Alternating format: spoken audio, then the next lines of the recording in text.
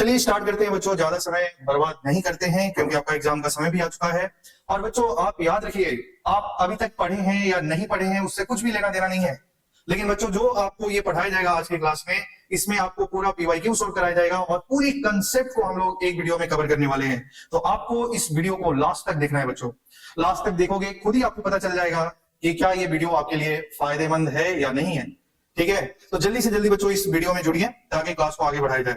तो चलिए बच्चों स्टार्ट करते हैं आज का पहला चैप्टर। तो सबसे पहले इस चैप्टर का नाम है केमिकल रिएक्शन एंड इक्वेशन। तो सबसे पहले आपको जानना है कि केमिकल रिएक्शन किसको बोलते हैं। अरे केमिकल रिएक्शन का मतलब समझ रहे हैं बच्चों, कुछ नया चीज का फॉर्म हो जाना, कोई न्यू केमिकल फॉर्म हो जाना, उसको बोला जाता है केमिकल रिएक्शन। जैसे बच्चों आपके पास पेपर है, पेपर और पेपर में आपने आग लगा दिया और जैसे आग लगा देंगे वो तो राख बन जाएगा बच्चों। एक नया केमिकल फॉर्म हो चुका है तो उसको बोला जाएगा केमिकल, क्या बोला जाएगा, केमिकल रिएक्शन, जिसमें कुछ न्यू सब्सटेंस फॉर्म हो जाता है और उसकी जो प्रॉपर्टीज होगी बच्चों वो टोटली क्या होनी चाहिए, डिफरेंट होनी चाहिए, उसको बोला जाएगा केमिकल रिएक्शन। जैसे बच्चों यहाँ पे देखिए हाइड्रोजन और ऑक्सीजन मिलके क्या बन गया है बच्चों, पानी बन गया है। और आप जानते हैं कि जो पानी एक न्यू केमिकल का फॉर्मेशन हो चुका है बच्चों, तो इसको बोला जाएगा केमिकल रिएक्शन। इन दोनों के बीच में रिएक्शन हुआ। जैसे मैं आपको और डिटेल में बताऊं बच्चों कि जो पानी होता है, पानी की क्या प्रॉपर्टीज होती है। पानी तो आग बुझाता है बच्चों, क्या बुझाता है, आग बुझाता है। लेकिन हाइड्रोजन तो क्या करता है बच्चों, जलता है। हाइड्रोजन एक कंबस्टिबल सब्सटेंस है। ऑक्सीजन क्या करता है, उसको जलाने में मदद करता है। लेकिन पानी की प्रॉपर्टीज क्या है, उसको आग बुझाता है। तो कहने का मतलब है जो पानी की प्रॉपर्टीज हैं ये दोनों की प्रॉपर्टीज से क्या है, डिफरेंट है, एक नया सब्सटेंस बन गया है। तो इसको हम लोग बोलने वाले हैं केमिकल रिएक्शन। तो चलिए पढ़ते हैं। The process in which new chemicals are form, जब भी न्यू केमिकल फॉर्म होगा बच्चों तो बोला जाएगा केमिकल रिएक्शन हुआ है। जैसे hydrogen gas react with oxygen gas to produce water. ठीक है, चलिए आगे बढ़ते हैं। ठीक है, आगे बढ़ते हैं बच्चों। केमिकल रिएक्शन तो समझ में आ गया कि कुछ नया सब्सटेंस बनेगा, लेकिन अब आपको जानना पड़ेगा कि केमिकल इक्वेशन किसको बोलते हैं। जैसे बच्चों आप लिख रहे थे कि hydrogen gas react with oxygen gas to form water, इसी को बच्चों शॉर्ट में लिख देना, फॉर्मूला में लिख देना, सिंपल वे में लिख देना, क्या कहलाता है, केमिकल इक्वेशन। जैसे बताइए हाइड्रोजन गैस मतलब H2 गैस, ऑक्सीजन गैस मतलब O2 gas, react to form H2O liquid, इसी को आपने शॉर्ट में फॉर्मूला में रिप्रेजेंट कर दिया है, इसको बोलते हैं केमिकल इक्वेशन। और एरो से पहले बच्चों जो कुछ भी लिखा जाएगा, एरो से पहले जो कुछ भी लिखा जाएगा उसको हम लोग क्या बोलने वाले हैं, ये रिएक्टेंट है। और एरो के बाद जो कुछ भी लिखा जाएगा उसको क्या बोला जाएगा, प्रोडक्ट। बच्चों सिंपल तरीका में रिएक्टेंट कंबाइन करता है तो प्रोडक्ट का फॉर्मेशन होता है। ठीक है, समझ में आ रही है। पढ़ते हैं। The simple representation of A chemical reaction with symbol and formula, इसका सिंबल और उसका फॉर्मूला से रिप्रेजेंट कर दीजिए, उसी को बोलते हैं, क्या बोलते हैं, केमिकल इक्वेशन। जैसे कि बच्चों hydrogen gas react with oxygen to produce water under some condition, तो आप इसको फॉर्मूला से लिख दीजिए। जैसे बच्चों देखिए carbon solid reacted with oxygen gas to form carbon dioxide gas, ये क्या कहलाएगा, ये कहलाएगा केमिकल इक्वेशन। मतलब आपने उसको शॉर्ट में लिख दिया। आगे बात समझ में। चलिए आगे बढ़ते हैं। तो सबसे पहले आपको कैसे पता चलेगा कि मान लो ये दोनों रिएक्शन कर रहे हैं तो जो प्रोडक्ट बन रहा है क्या इसके अंदर में केमिकल रिएक्शन हुआ है या नहीं हुआ है। तो आप क्या करेंगे बच्चों, आप टेस्ट करके तो पता नहीं करेंगे। ये नहीं कि आपके पास एक एसिड दे दिया जाए और आप टेस्ट करके पता कर रहे हैं कि बताइए उसका टेस्ट कैसा है, तो पता चलेगा कि आप हाथ डाले और पता चला हाथ ही नहीं निकल पाया, क्योंकि आप जानते हैं कि एसिड वाटर के एसिड जो होगा बच्चों हाथ के साथ में रिएक्शन कर लेता है। तो आपको देखना पड़ेगा, ध्यान देना पड़ेगा कौन कौन सी कैरेक्टरिस्टिक्स होती है जिससे पता चलेगा कि हाँ केमिकल रिएक्शन हो रही है या नहीं हो रही है। तो इसको आपको कैसे याद रखना है, फैक्ट्स याद रखना है। कैसे याद करेंगे, फैक्ट्स याद रखेंगे।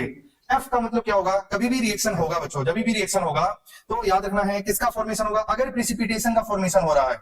प्रिसिपिटेशन का मतलब होता है ऐसी सॉल्ट जो पानी में इनसॉल्युबल होती है, जो पानी में सॉल्युबल नहीं होती है, ऐसे टाइप की सॉल्ट को क्या बोला जाएगा, प्रिसिपिटेट का फॉर्मेशन होगा, नीचे बैठ जाता है। जैसे कि बात करें बच्चों बेरियम सल्फेट आपको दिखाई देगा, बेरियम सल्फेट, इसका जो यहाँ पे एरो नीचे लिखा जाएगा इसका मतलब होगा ये प्रिसिपिटेट बना है।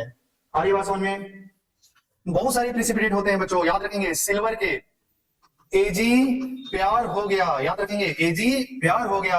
इसके क्लोराइड जो होते हैं बच्चों वो पानी में क्या बनाते हैं, प्रिसिपिटेट बनाते हैं, वाटर में क्या बनाते हैं, प्रिसिपिटेट बनाते हैं। जैसे सिल्वर क्लोराइड पानी में प्रिसिपिटेट बनाता है, लेड क्लोराइड पानी में प्रिसिपिटेट बनाता है, मरकरी का भी क्लोराइड पानी में प्रिसिपिटेट बनाता है। तो आपको कैसे याद रखना है, Ag प्यार हो गया, ये सोल्यूशन में इनसॉल्युबल, AgCl पानी में कैसा होता है बच्चों, इनसॉल्युबल होता है, नीचे बैठ जाता है, उसको बोलते हैं प्रिसिपिटेट का फॉर्मेशन।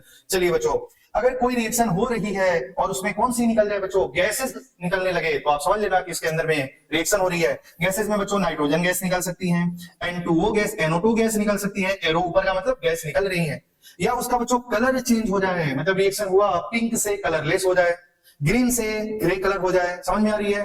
तो अगर ऐसी कुछ हो रही है तो समझ लेना कि उसके अंदर में केमिकल रिएक्शन हो रहा होगा, या तो केमिकल रिएक्शन होगा तो कलर चेंज हो जाएगा, या बच्चों टेम्परेचर चेंज हो जाएगा।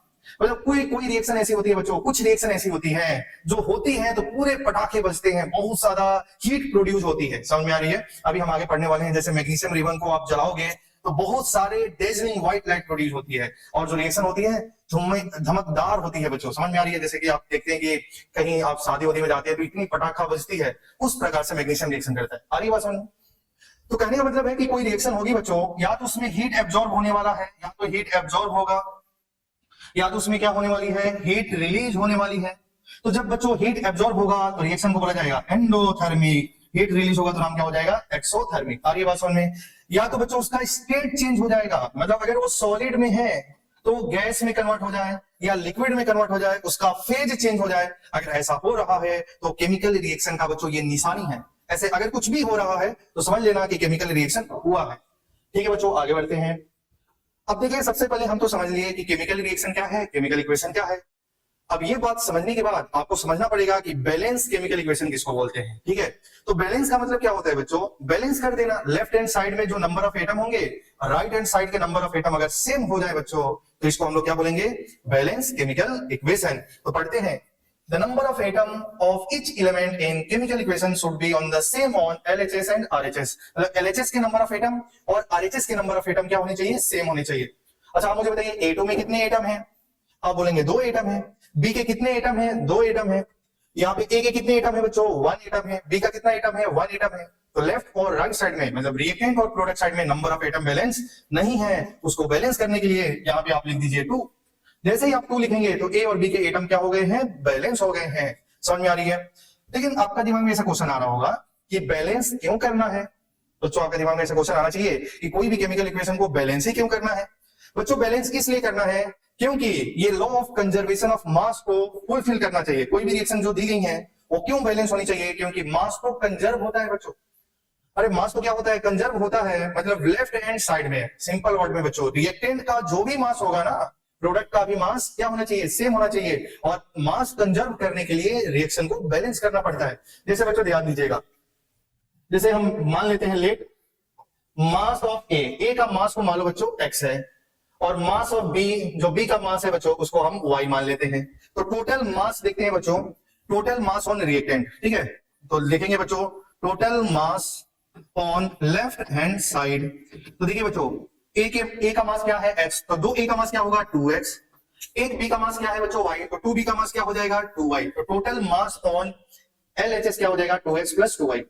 अब बच्चों यहाँ पे हम लिखेंगे टोटल मास ऑफ RHS में टोटल मास निकालेंगे। तो बच्चों A का मास कितना है, आगे में है बच्चों 2, A का मास कितना है x, ठीक है, प्लस B का मास कितना है बच्चों y, तो क्या हो जाएगा 2x प्लस 2y। तो आप देखो बच्चों, लेफ्ट हैंड साइड में जो मास है वही राइट हैंड साइड में मास है। अगर आप बताओ, अगर हम यहाँ पे 2 नहीं लिखे होते तो उसका मास क्या होता है, x प्लस वाई, और इसका मास क्या होता है 2x प्लस 2y। मास दोनों में सेम नहीं होता, तो इसका मतलब मास को कंजर्व कराने के लिए रिएक्शन को बैलेंस किया जाता है। आगे बात समझ में? तो यहाँ लिखा है total mass of reactant should be equal to total mass of product. मतलब मास को सेम करने के लिए, मास को कंजर्व करने के लिए रिएक्शन को बैलेंस कराया जाता है। उम्मीद करते हैं आपको समझ में आ गया है। अब बच्चों थोड़ा तो कुछ क्वेश्चन प्रैक्टिस करेंगे। ठीक है, कुछ क्वेश्चन प्रैक्टिस करना है, रिएक्शन को बैलेंस करना है। बच्चों ध्यान दीजिए, जब भी आप रिएक्शन को बैलेंस करेंगे ना, तो सबसे पहले मेटल को बैलेंस करिए। अब सोच रहे होंगे मेटल क्या होता है, अरे सोडियम, जिसका भी लास्ट में बच्चों, जनरली ये जनरल तरीका है, जिसके भी नाम के लास्ट में IUM आ जाए वो मेटल होगा। फिर आप सोचेंगे आयरन, सर आयरन में तो Fe होता है, IRON नाम होता है। आ रही है बात समझ में? तो ये भी तो मेटल है। बच्चों मैं जनरली बोला हूं, ऑलवेज नहीं बोला हूं। ठीक है, जैसे सोडियम, मैग्नीशियम, एल्यूमिनियम, समझ में आ रही है, इसका नाम क्लास में IUM आ रहा है तो मेटल होगा। ठीक है, तो जिंक हो गया, आयरन हो गया, सोडियम हो गया, एल्यूमिनियम हो गया, मैग्नीशियम हो गया, मैग्नीज हो गया, कॉपर हो गया, कैल्शियम हो गया, लेड हो गया, बेरियम हो गया। बच्चों ये सब मेटल है। तो पहला टारगेट क्या होगा, मेटल को बैलेंस करना। दूसरा टारगेट होगा नॉन मेटल को बैलेंस करना। और बच्चों ध्यान दीजिएगा, नॉन मेटल को बैलेंस करेंगे ना तो सारे नॉन मेटल को बैलेंस करो other than hydrogen and oxygen. Hydrogen और ऑक्सीजन को हम आराम से बैलेंस करेंगे। अरे कैसे बैलेंस करेंगे? आराम से बैलेंस करेंगे। तो नॉन मेटल में सबसे पहले क्लोरीन को बैलेंस करेंगे, ब्रोमीन को, सल्फर को, नाइट्रोजन को, कार्बन को, ये सब नॉन मेटल है। ऑक्सीजन को, फिर हाइड्रोजन को, ऐसे आपको बैलेंस करना है।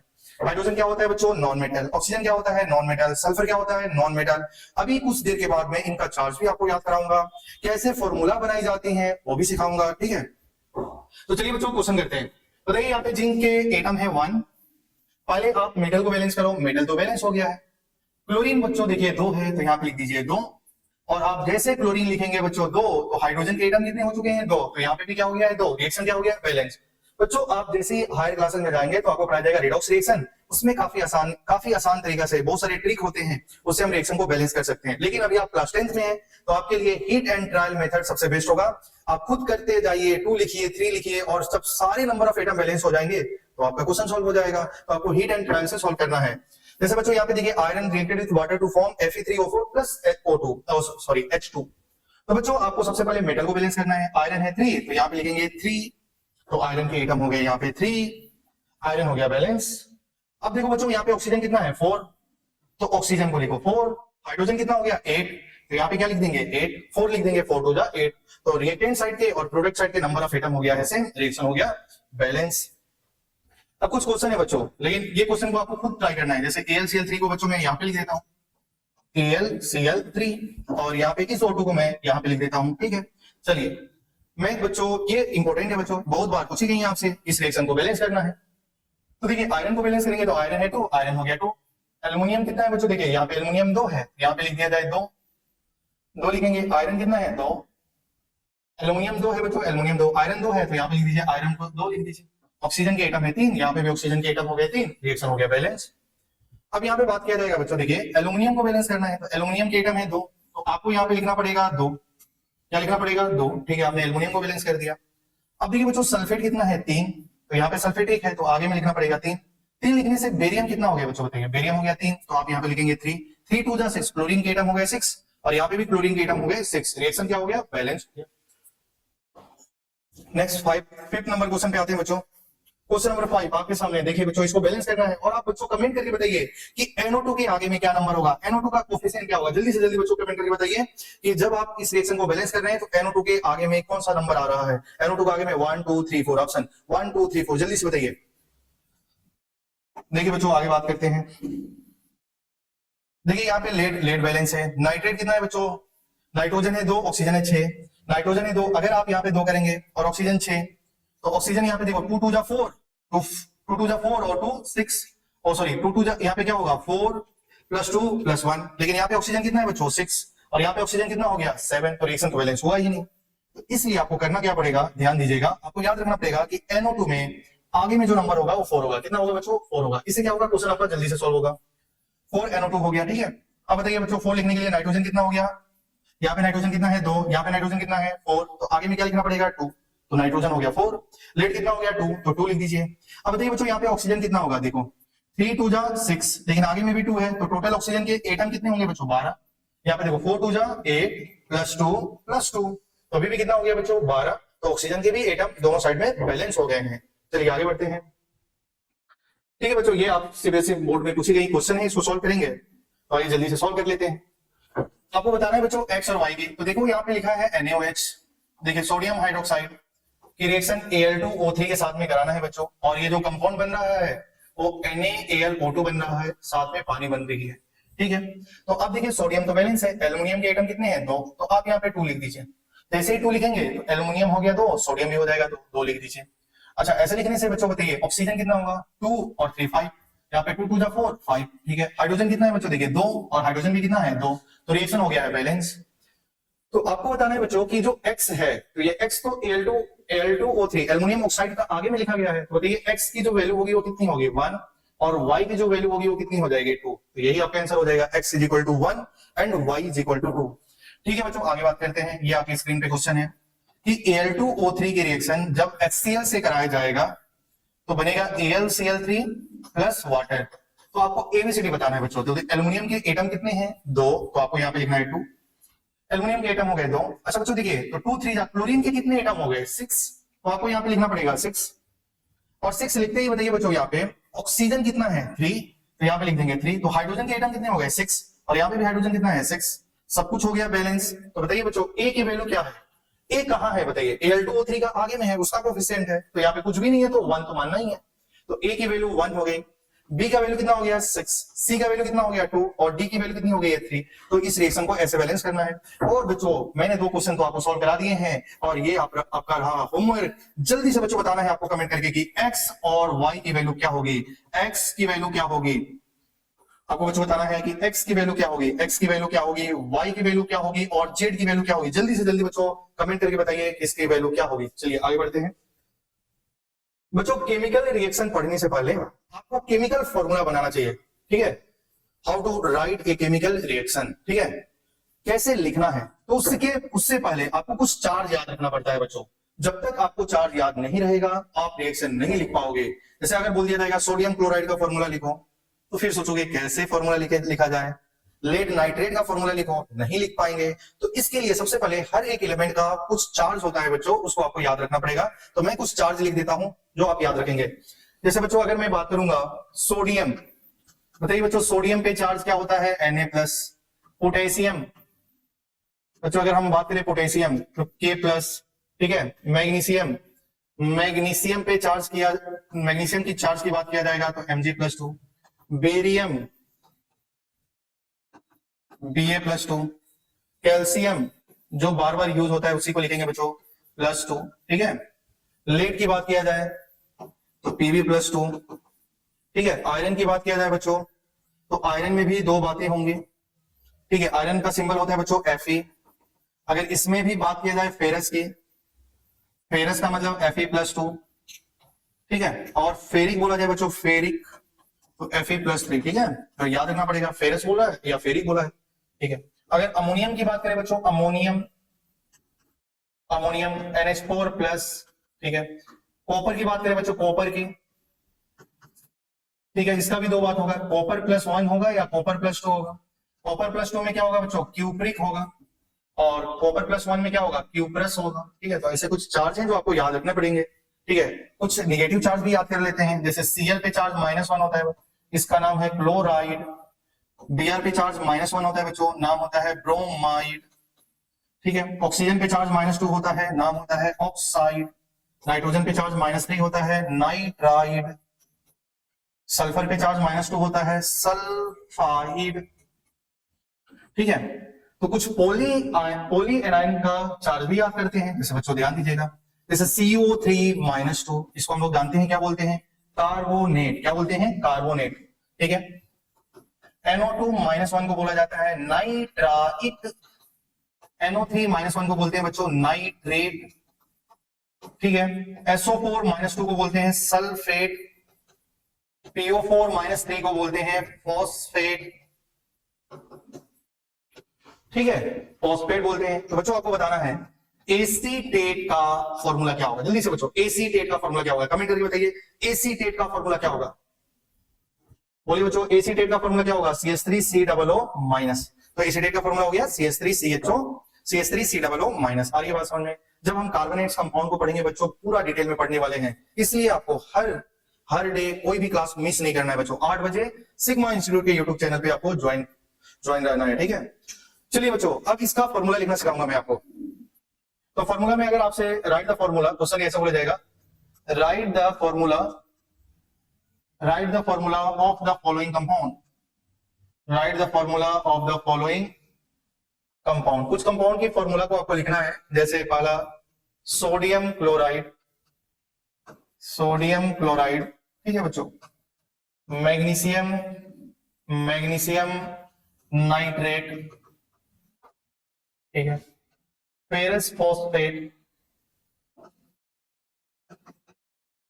ठीक है। तो आइए देखते हैं बच्चों, देखिए सोडियम क्लोराइड जो होगा वो किससे मिलकर बना होगा बच्चों सोडियम से और क्लोराइड से। और सोडियम पे चार्ज क्या ही होगा बच्चों +1, और क्लोराइड पे चार्ज क्या होगा -1। और ये बात समझ में, क्लोराइड पे चार्ज क्या ही हो जाएगा -1। और जब ये रिएक्शन होगा तो बच्चों क्या बनेगा NaCl। ये 1 इधर जाएगा, ये 1 इधर जाएगा, तो उससे अच्छा है आप लिख दीजिए NaCl। बच्चों जो एनाइन होता है वो केटाइन को खुश करता है, और जो केटाइन होता है एनाइन को खुश करता है। जिंदगी में क्या ही चाहिए खुशी चाहिए, जिंदगी में क्या चाहिए खुशी, ध्यान दीजिए बच्चों। प्लस माइनस ये बताता है कि दोनों के बीच में रिएक्शन होगा या नहीं होगा। ये जो नंबर होगा वो इसके नीचे आ जाएगा और इसका नंबर केटाइन का जो नंबर है बच्चों एनाइन का नीचे आ जाएगा और एनाइन का नंबर जो होगा वो केटाइन का नीचे आ जाएगा। अगर वो दोनों नंबर एक दूसरे से कट रहे हैं बच्चों, उसको फर्दर सिंप्लीफाई किया जा सकता है, तो आपको करना है, क्या करना है, करना है, क्यों करना है, खुशी के लिए बच्चों। किसके लिए, खुशी के लिए। आप अलग ही खुश हो रहे होंगे बच्चों। चलिए आगे बात करते हैं। ठीक है, अब देखिए यहाँ पे लिखा है मैग्नीशियम नाइट्रेट। तो बताइए मैग्नीशियम पे सिंबल क्या है, Mg+2 और नाइट्रेट क्या होता है बच्चों, NO3-1। तो देखिए ये 1 इधर जाएगा, ये 2 इधर जाएगा, तो फॉर्मूला जो बन जाएगा क्या बन जाएगा, MgNO3 का होल ट्वाइस। ठीक है, अब हम बात करेंगे बच्चों फेरस फॉस्फेट का। तो देखिए फेरस में क्या होगा, Fe+2 को फेरस बोला जाएगा और PO4 पे चार्ज -3 होगा। अगर दोनों कंबाइन करेंगे तो देखिए बच्चों ये 3 इधर, ये 2 इधर, तो क्या हो जाएगा Fe3PO4 का होल ट्वाइस। क्या पढ़ा जाएगा इसको, Fe3PO4 का होल ट्वाइस। ठीक है, जैसे बच्चों अगर आपसे कोई पूछेगा कैल्शियम कार्बोनेट, कैल्शियम कार्बोनेट का फॉर्मूला, तो कैल्शियम कार्बोनेट में देखिए कैल्शियम पे चार्ज +2 और कार्बोनेट पे चार्ज -2। तो बच्चों आपको याद रखना पड़ेगा, जब चार्ज है सेम सेम, जब चार्ज है सेम सेम तो डायरेक्ट जोड़ देना है, डायरेक्ट कैल्शियम और कार्बोनेट को जोड़ दो, CaCO3। कैसे हुआ होगा समझिए, ये जो 2 है ना बच्चों, ये 2 इधर आया होगा, ये 2 इधर आया होगा तो Ca2 और ये 2 इधर जाएगा तो CO3 का होल ट्वाइस। 2 से 2 कट जाएगा तो क्या बचेगा, CaCO3। तो आपको डायरेक्टली याद रखना है कि जब केटाइन और एनाइन का चार्ज सेम सेम हो जाए डायरेक्ट जोड़ना है, डायरेक्ट क्या करना है, जोड़ना है। जैसे बच्चों अगर मैं बात करूंगा एल्यूमिनियम, एल्यूमिनियम नाइट्राइड का फॉर्मूला, ठीक है, तो देखिए बच्चों एल्यूमिनियम पे चार्ज क्या होगा +3, नाइट्राइड पे चार्ज क्या होगा N-3, +3 -3, तो आपको Al और N को जोड़ दीजिए, बन जाएगा एल्यूमिनियम नाइट्राइड। तो मुझे लग रहा है कि बच्चों आपको सिखा दिया गया है, ऐसे आपको केमिकल फॉर्मूला लिखना है। ठीक है, आपको बच्चों क्या करना है, कमेंट करके बताना है कि लेड एसीटेट का क्या फॉर्मूला होगा, लेड एसीटेट का आपको फॉर्मूला बताना है, कमेंट करके बताना है बच्चों कि लेड एसीटेट का क्या फॉर्मूला होगा। ठीक है, तो अब हम चलते हैं और बच्चों पढ़ते हैं टाइप्स ऑफ केमिकल रिएक्शन। तो आइए हम पढ़ते हैं केमिकल रिएक्शन का टाइप। केमिकल रिएक्शन का 4 टाइप्स होता है। तो पहला टाइप जो पढ़ेंगे जिसका नाम होगा कॉम्बिनेशन रिएक्शन। क्या होगा बच्चों, कॉम्बिनेशन रिएक्शन। अब आप समझ रहे होंगे कॉम्बिनेशन का मतलब क्या हो जाना बच्चों, सिंगल से डबल हो जाना है। समझ रहे हैं, आप तो अलग ही खुश हो रहे होंगे बच्चों कि ये तो मेरी टाइप का रिएक्शन है। नहीं नहीं, आप गलत सोच रहे हैं बच्चों। अब आपकी सिर्फ और सिर्फ जो ध्यान होगी सिर्फ और सिर्फ पढ़ाई पे होगी बच्चों, क्योंकि आपका एग्जाम सामने है। तो ये ध्यान दीजिएगा, कॉम्बिनेशन रिएक्शन का मतलब क्या होता है, व्हेन 2 और more reactant combine to form a single product. जब 2 रिएक्टेंट या 2 से ज्यादा रिएक्टेंट कंबाइन करके एक सिंगल प्रोडक्ट बन जाता है तो उसको बोलते हैं कॉम्बिनेशन रिएक्शन। समझ रहे हैं आप। जैसे बच्चों मिक्सर होता है, मिक्सर आपके पास ग्रेप्स है बच्चों, ऑरेंज है, एप्पल है और सब कुछ जूस बना दिया बच्चों, तो जो फाइनल सोल्यूशन होगा वो एक जैसा दिखाई देगा। पहले मिक्स हो रहे थे 3-4, फाइनल प्रोडक्ट एक बना, इसका नाम है कॉम्बिनेशन। जब 2 या 2 से अधिक रिएक्टेंट कंबाइन करके एक सिंगल प्रोडक्ट बनाते हैं तो उसको क्या बोला जाता है, कॉम्बिनेशन। बच्चों यहाँ पे देखिए when 2 और more reactant combine to form a single product। ठीक है बच्चों, उसको बोलते हैं कॉम्बिनेशन। जैसे A और B कंबाइन करके AB बन गया, PQRST जो भी है बच्चों कंबाइन करके एक सिंगल प्रोडक्ट बन गया, इसका नाम होगा कॉम्बिनेशन। ठीक है, आगे बढ़ते हैं। ठीक है, अब कॉम्बिनेशन रिएक्शन के कुछ एग्जांपल है बच्चों। जैसे मैग्नीशियम सॉलिड है, ऑक्सीजन गैस है। मतलब जनरली बच्चों जो मेटल होता है, मेटल वो जनरली सॉलिड स्टेट में पाया जाता है, ऑक्सीजन गैस फॉर्म में पाया जाता है। मैग्नीशियम का ऑक्साइड सॉलिड स्टेट में पाया जाता है। तो जो ये S लिखा है उसका स्टेट लिखा है कि वो किस फॉर्म में पाया जाएगा। ठीक है, टेंशन लेने की जरूरत नहीं है। तो बच्चों जब मैग्नीशियम ऑक्सीजन के साथ में रिएक्शन करेगा तो बनाएगा मैग्नीशियम ऑक्साइड प्लस हीट। जब ये रिएक्शन होती है ना बच्चों, हीट निकल रहा है, मतलब कोई रिएक्शन ऐसा होगा कि जिस रिएक्शन के होने से बच्चों या तो हीट निकल जाएगा या उस रिएक्शन को कराने के लिए आपको हीट देना पड़ेगा। आ रही है बात समझ में, या तो रिएक्शन के दौरान हीट निकलेगा या रिएक्शन को कराने के लिए क्या करना पड़ेगा बच्चों, हीट देना पड़ेगा। जैसे सोचो बच्चों, सोचो एक ऐसा रिएक्शन बताओ जिसको तोड़ने के लिए आपको इलेक्ट्रिसिटी की मदद लगेगी। जैसे बताइए बच्चों, हमारे आसपास में है पानी। बच्चों आपके पास क्या होगा, आपके घर में एक ग्लास होगा, ग्लास में पानी ले लीजिए और जानते हैं पानी कहां से बना है, hydrogen plus oxygen combine to form water. अब आपको बताना है क्या आप पानी को तोड़ सकते हैं हाइड्रोजन और ऑक्सीजन गैस में? नहीं तोड़ सकते हैं बच्चों। अगर आपके पास पानी है तो क्या आप हाइड्रोजन और ऑक्सीजन को अलग कर पाओगे? नहीं कर पाओगे। लेकिन क्या किया जा सकता है? और बिल्कुल किया जा सकता है। तो जब हम इलेक्ट्रोलाइटिक डिकम्पोजिशन पढ़ेंगे ना बच्चों, इलेक्ट्रिसिटी पास कराएंगे पानी में, तो उस केस में हाइड्रोजन और ऑक्सीजन अलग हो जा रहा है। मतलब वाटर को तोड़ने के लिए मुझे इलेक्ट्रिसिटी देना पड़ रहा है, हीट देना पड़ रहा है। लेकिन चलिए यहां पे ध्यान दीजिएगा, इस रिएक्शन के दौरान बच्चों क्या निकल रही है, हीट। तो जिस रिएक्शन के दौरान हीट रिलीज हो जाए ऐसे रिएक्शन को बच्चों बोलेंगे एक्सोथर्मिक रिएक्शन। क्या होगी? एक्सोथर्मिक रिएक्शन, जिसमें हीट निकल जाए। बच्चों ध्यान देना, जो मैग्नीशियम होता है ना, मैग्नीशियम बहुत ज्यादा रिएक्टिव होता है। तो मैग्नीशियम जब ऑक्सीजन के साथ में रिएक्शन करता है ना, व्हाइट डेजलिंग लाइट प्रोड्यूस होती है, भयंकर लाइट प्रोड्यूस होता है। अगर आप अपने आंखों से देख लेंगे उस रिएक्शन को, आप आंखों से देख रहे हैं तो आपकी आंख कुछ देर तक कुछ भी काम करने वाली नहीं है, क्योंकि ये जो रिएक्शन होती है उसमें बहुत सारी हीट प्रोड्यूस होती है, बहुत आवाज होती है और डेजलिंग लाइट प्रोड्यूस होती है। तो आइए इसके बारे में कुछ इंपॉर्टेंट पॉइंट पढ़ लेते हैं। बच्चों देखो, हमारे पास में मैग्नीशियम है और एक बर्नर है, आप जला रहे हैं, एक कंटेनर होगा बच्चों, इसमें जो पाउडर बचा होगा व्हाइट कलर का वो क्या होगा, मैग्नीशियम ऑक्साइड। ठीक है, तो देखिए लिखा है बच्चों, magnesium burn with dazzling white flame.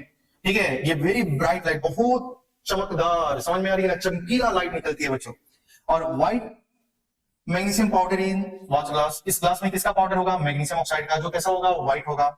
Heat energy release, इसमें हीट निकल रही है, टेम्परेचर सब बाहर का जो टेम्परेचर होगा बच्चों भयंकर बढ़ जाएगा। और ये जो रिएक्शन है वो किसका है, कॉम्बिनेशन है, कंबाइन भी हो रहा है, हीट भी निकल रहा है, तो ये रिएक्शन है कॉम्बिनेशन और एक्सोथर्मी का। चलिए आगे बढ़ेंगे।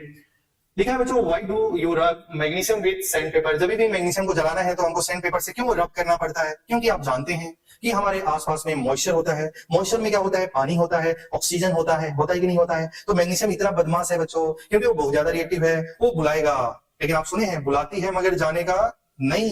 लेकिन मैग्नीशियम इतना पावरफुल है, नहीं आती है तभी भी वो बुलाता है, क्योंकि वो क्या करेगा, मैग्नीशियम रिबियन ऑक्सीजन के साथ में बच्चों कांटेक्ट में आएगा और मैग्नीशियम ऑक्साइड का एक लेयर बना लेगा। और इसको प्योर ऑक्सीजन के साथ में रिएक्शन करना है तो नहीं कर पाएगा, क्योंकि वो तो एक लेयर बना चुका है। तो इसलिए उसको रब करते हैं, जो मैग्नीशियम ऑक्साइड का लेयर है वो खत्म हो जाए, फिर रिएक्शन होगा। आगे बात समझ में, तो यही इसका आंसर यहाँ पे लिखा गया है। अच्छा बच्चों, बोला गया है जब भी ये रिएक्शन हो रही है तो हम अपने आंखों से दूर रखें या रिएक्शन को ना देखें। क्यों, क्योंकि इसमें व्हाइट डेजलिंग लाइट प्रोड्यूस होती है, जो भयंकर होती है, बहुत ज्यादा हीट प्रोड्यूस होती है, बाहर का टेम्परेचर क्या हो जाता है, बढ़ जाता है, इसलिए हम लोगों को दूर रहना पड़ेगा। ठीक है, एक क्वेश्चन ध्यान से देखेंगे। ये देखिए बच्चों, सीबीएसई 2023 में पूछा गया है कि ये मेटल रिबन एक्स है, एक मेटल रिबन एक्स है जिसको बर्न किया जाता है ऑक्सीजन के प्रेजेंस में, एक डेजलिंग व्हाइट लाइट प्रोड्यूस होती है बच्चों। ठीक है, तो आप समझ गए होंगे कि एक्स क्या होगा, मैग्नीशियम, जो पाउडर बनेगा वो क्या बनेगा, मैग्नीशियम ऑक्साइड का। This is a type of combination and exothermic. तो बताइए किसका एग्जांपल है, तो correct answer is B part. आगे बात समझ में, आगे बढ़ते हैं। नेक्स्ट क्वेश्चन आपके सामने में है बच्चों, एक क्विक लाइम होता है, कैल्शियम ऑक्साइड को क्या बोला जाता है, क्विक लाइम। क्विक लाइम को पानी में डालते हैं तो बन जाता है स्लेक्ट लाइम। स्लेक्ट लाइम मतलब कैल्शियम हाइड्रोक्साइड। तो बच्चों देखो, अगर आपसे कोई बोलेगा कैल्शियम हाइड्रोक्साइड, तो कैल्शियम का चार्ज होता है +2, हाइड्रोक्साइड बोले तो OH माइनस, रिएक्शन होगा और बन जाएगा CaOH का होल ट्वाइस। इसको बोलते हैं कैल्शियम हाइड्रोक्साइड या स्लेक्ट लाइम बोलते हैं।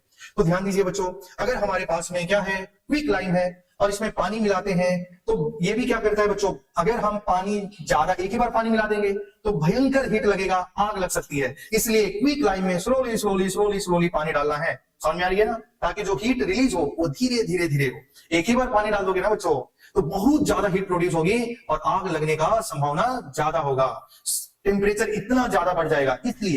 इसलिए बच्चों, इसलिए पानी धीरे धीरे डालना है। तो आइए ध्यान दीजिएगा, इसके कुछ इंपोर्टेंट पॉइंट पढ़ेंगे। ये रिएक्शन होती है तो टेम्परेचर क्या हो जाता है, बढ़ जाता है, हीट निकल रही है बच्चों, हीट निकल रही है तो रिएक्शन को हम प्यार से बोलेंगे एक्सोथर्मिक। क्या बोलेंगे, एक्सोथर्मिक। ठीक है, इसमें टेम्परेचर इंक्रीज हो रहा है, इसको quick lime react vigorously with water. Quick lime पानी के साथ में बहुत तेजी से रिएक्शन करता है और वाटर जो ऐड करना है स्लोली करना है, नहीं तो रिएक्शन कैसी है, एक्सोथर्मिक है। और ये भी क्विक, किसका एग्जांपल होता है, कॉम्बिनेशन और एक्सोथर्मिक का। तो अगर आपसे पूछा जाएगा कि क्विक लाइम का एक यूज बताओ, अरे सीमेंट बनाया जाता है। क्या बनाया जाता है, सीमेंट बनाया जाता है। चलिए आगे बढ़ते हैं। बच्चों एक क्वेश्चन पूछा गया है, the reaction of quick lime with water is an exothermic reaction. ठीक है, बहुत सही बात है। Quick lime react with vigorously with water releasing large amount of heat, ये भी सही है। तो असर्शन भी सही है, रीजन भी सही है और रीजन असर्शन का करेक्ट एक्सप्लेनेशन भी कर रहा है। तो correct answer is A part. बोल रहे कि calcium oxide react with vigorously with water to produce slaked lime. Slaked lime का फार्मूला कैल्शियम हाइड्रोक्साइड CaOH का whole twice. This reaction can be classified as, तो बच्चों क्या हो जाएगा, एंडोथर्मिक हो जाएगा कि एक्सोथर्मिक होगा। बच्चों हीट निकलती है, इधर हीट निकलती है बच्चों, हीट निकलती है, यहाँ पे हीट निकलती है, तो रिएक्शन हो गई एक्सोथर्मिक और साथ ही साथ में क्या हो गई, कॉम्बिनेशन। तो कॉम्बिनेशन होगा, एक्सो होगा, तो जहां भी लिखा होगा A एंड B वो दोनों ऑप्शन सही होगा। आगे बढ़ते हैं और बच्चों इसको बैलेंस करना है। कैल्शियम ऑक्साइड को देखिए बच्चों, यहाँ पे ध्यान दीजिए कि आप लोग बैलेंस किए कि नहीं किए, कर लेते हैं। चलिए आइए ध्यान दीजिए। तो बच्चों अगर हमारे पास में कैल्शियम ऑक्साइड है, यही पे बैलेंस कर लेते, यही तो पढ़ रहे थे हम। देखो बैलेंस करेंगे, देखिए कैल्शियम, यहाँ पे हाइड्रोजन कितना है 2, यहाँ पे भी हाइड्रोजन कितना है 2, यहाँ पे ऑक्सीजन कितना है 2। तो अगर यहाँ पे हम लोग बच्चों 2 लगा देते हैं तो ऑक्सीजन, सॉरी दो लगाना ही नहीं बच्चों, क्योंकि यहाँ पे ऑक्सीजन 2 हो गया है, हाइड्रोजन 2, कैल्शियम, रिएक्शन तो ऑलरेडी बैलेंस है, तो calcium oxide plus water gives, correct answer बताइए बच्चों क्या होगा, सी, क्योंकि कैल्शियम हाइड्रोक्साइड स्लैग लाइम और हीट निकलती है। अच्छा, जो व्हाइट वॉशिंग कराते हैं ना बच्चों, आप देखिए आप घर में देखते हैं तो चूना पानी से पेंट कराया जाता है कि नहीं बच्चों, व्हाइट वॉशिंग कराई जाती है। देखते हैं दिवाली जैसी आती है तो घर में व्हाइट वॉशिंग शुरू हो जाती है, या किसी का शादी होता है तो घर को पेंट कराया जाता है। तो जब भी हम दीवार को व्हाइट वॉशिंग कराते हैं ना बच्चों, तो जब जिस दिन आप पेंट करोगे ना, व्हाइट वॉशिंग करोगे ना, उस दिन चमक नहीं दिखाई देगा, दीवार ऐसा लगेगा कि और पहले से भी खराब लग रहा है। क्यों ऐसा होता है बच्चों, क्योंकि जो क्विक लाइम होता है वो एटमॉस्फेयर में आसपास में एयर से क्या लेता है, कार्बन डाइऑक्साइड लेता है, और कार्बन डाइऑक्साइड लेता है, एब्जॉर्ब करता है और बनाता है कैल्शियम कार्बोनेट, और कैल्शियम कार्बोनेट को मार्बल भी बोला जाता है, लाइमस्टोन भी बोला जाता है, और वही जब धूप पड़ती है तो चमकने लगता है। तो याद रखना है, देखिए बच्चों इसका रीजन यही लिखा गया है कि जो कैल्शियम जो स्लैग लाइम होती है बच्चों, क्विक लाइम नहीं, क्या होता है, स्लैग लाइम जो होता है वो CO2 लेता है, CO2, slag lime, quick lime नहीं बच्चों, स्लैग लाइम CaOH का होल्ड वाइज जो होता है उसको आप क्या करेंगे, CO2 को वो एब्जॉर्ब करेगा और क्या बना देगा, कैल्शियम कार्बोनेट प्लस वाटर। आ रही है बात समझ में, ठीक है। तो उसके बाद वो चमकने लगेगा, शाइनिंग करेगा, ठीक है। आगे बात करते हैं, और आप याद रखना स्लैग लाइम बना कहां से, क्विक लाइम से बना, क्विक लाइम बच्चों कहां से बना, क्विक लाइम से बना। आ रही है बात समझ में, क्विक लाइम को पानी में डाला, स्लैग लाइम बना, स्लैग लाइम CO2 गैस को एब्जॉर्ब करेगा और क्या बना देगा, कैल्शियम कार्बोनेट, ठीक है। अब देखिए बच्चों नेक्स्ट में बर्निंग ऑफ कोल, कोल का जो जलना होता है वो भी रिएक्शन कैसी होती है, बच्चों एक्सोथर्मिक होती है और कॉम्बिनेशन होती है। तो burning of coal is an example of exothermic and combination.